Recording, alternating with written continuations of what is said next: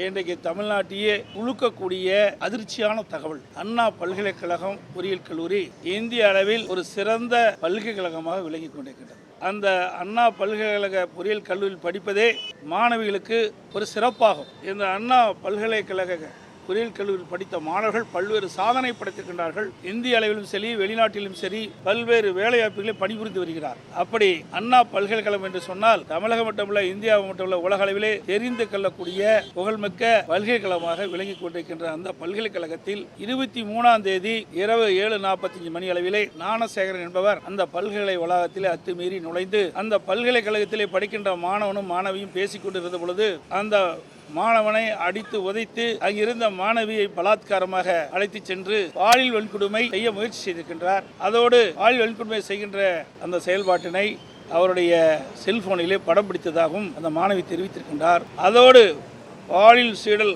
நடைபெற்றுக் கொண்டிருக்கின்ற அந்த நேரத்தில் அவருக்கு செல்போன் அழைப்பு வந்ததாகவும் அவர் ஒருவிடம் சார் என்று பேசியதாகவும் அந்த மாணவி புகாரிலே தெரிவித்திருக்கின்றார். அந்த சார் யார் என்பது இதுவரை வெளிப்படுத்தவில்லை. அந்த மாணவி சம்பந்தப்பட்ட காவல்துறையிலே காவல் நிலையத்திலே புகார் செய்திருக்கின்றார். அந்த புகார் எல்லாம் இது தெரிவிக்கப்பட்டிருக்கின்றது.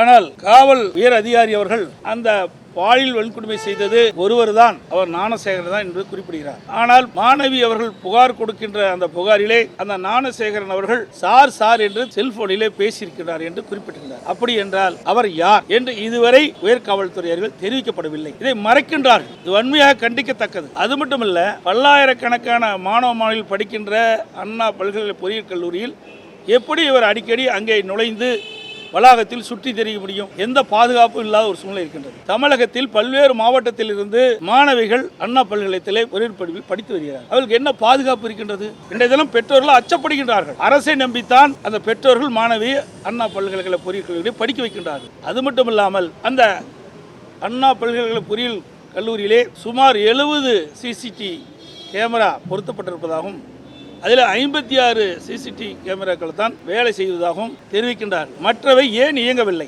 56 சிசிடிவி கேமரா தான் இயங்குவதாகவும் மற்றவர்களும் இயங்கவில்லை என்ற ஒரு வெட்கக்கேடான செயலை இந்த அரசு தெரிவித்திருக்கின்றது. அது ஒரு முக்கியமான பகுதி. அப்படி மக்கள் நடமாட்டம் கூடிய அந்த பகுதியிலேயே இப்படிப்பட்ட ஒரு பாலியல் வன்கொடுமை நடப்பது கண்டிக்கத்தக்கது.